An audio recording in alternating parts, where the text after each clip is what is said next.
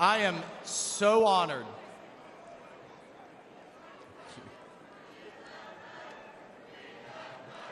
Thank you. Thank you.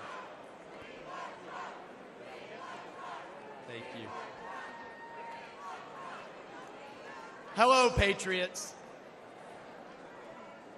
I am so honored to stand before you as a 27-year Army veteran and the first Green Beret ever elected to Congress.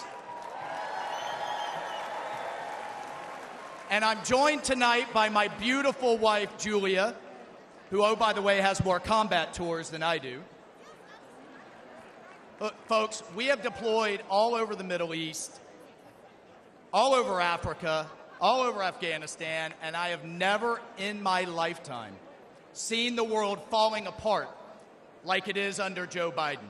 And that's because under President Trump, we had a president who defeated ISIS, broke Iran, stood with Israel, always stood with our allies, made China pay. You didn't see any spy balloons under President Trump, did you? He deterred Russia. You know what he told Putin? You try anything, and I'll take the tops off the Kremlin. And he didn't dare, did he? He did under Obama, he did under Biden, but not under Donald J. Trump. He defused North Korea. And importantly, he got our hostages home and didn't pay billions of dollars to get our Americans back. And here's my favorite part about Donald Trump, the commander-in-chief. He sat across the table from the bureaucrats and the generals and said, if you don't give our troops what they need, you know what he told the generals? You're fired. You're out of here. We're cleaning house. Everything takes too long, costs twice as much, and delivers half of what our troops need. And what do we have today? What do we have today with President Biden? What's he focused on? He's focused on pronouns. He's focused on renaming bases. He's focused on DEI. And here's my favorite. He's focused on building electric tanks. Has anybody seen any charging stations in the Middle East for the Biden's electric tanks? And here's what I can tell you straight up in combat. Our enemy's bullets, listen to me, folks, our enemy's bullets could give a damn about black, white, or brown, or about religion, or about gender, or about anything else. The only colors that matter in the foxhole are the red, white, and blue, baby. That's the only thing that matters.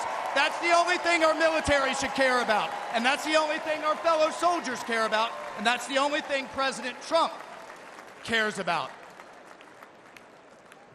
Now, I want to tell you a story about the man, the leader, the commander-in-chief, that is Donald J. Trump.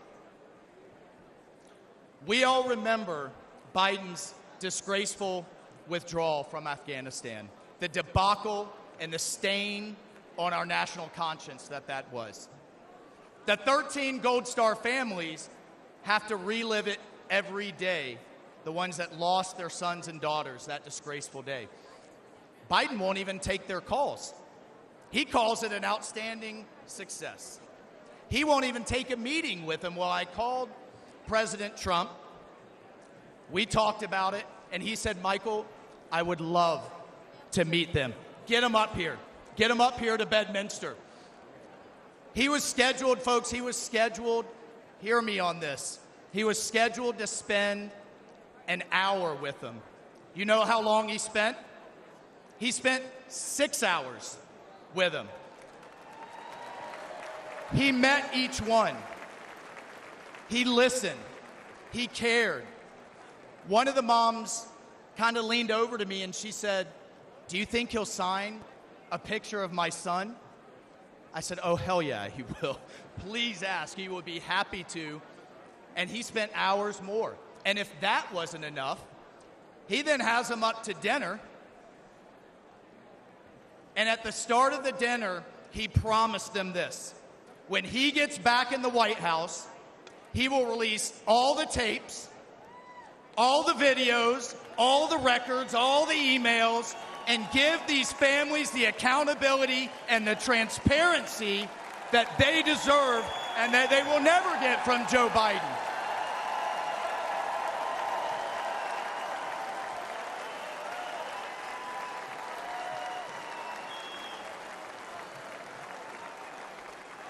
And then God bless this man. This is why I love this man so much. He had them laughing. He had these moms that have been through so much crying. He had them, I love this, we saw DJ Trump in action playing Sinatra, playing Phantom of the Opera. He had these moms dancing with their husbands. 2 of them came up to me afterwards and said, this was the best thing that had happened to them since they had lost their sons. That night with President Trump. Mr. President,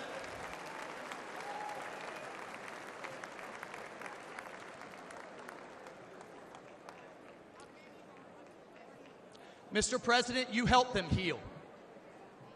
And I will forever, and they will be forever, and America will forever be grateful to you for that.